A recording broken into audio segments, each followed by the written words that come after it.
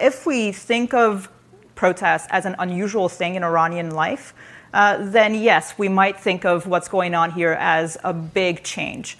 But protests are actually a feature in the Islamic Republic. They're not a departure. They're perhaps getting more attention today, and there's social media, so you see a lot more of, you see videos and footage and images, but they've been happening since the beginning of this regime, and actually going back to the early 20th century with the constitutional movement.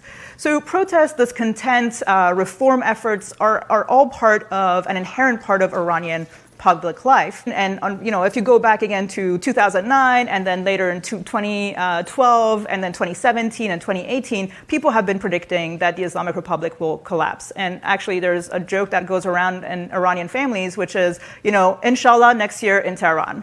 Right, but inshallah next year in Tehran has been sort of kicked down the road for 41 years. And the IRGC came out and took responsibility, kind of shockingly actually. It's not something they typically do. They're not an organization that is known for accountability, for taking responsibility.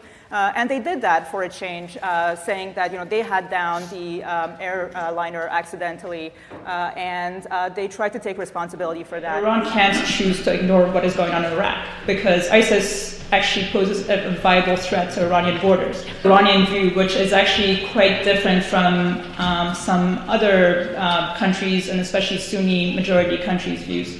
The Iranian Supreme Leader is said to have issued a fatwa, that is a decree prohibiting nuclear weapons. I have spoken to a number of Shia authorities in the past few years doing my research, and most of them, actually all of them, have said that on the use they are positive that it is prohibited by the Shia jurisprudence.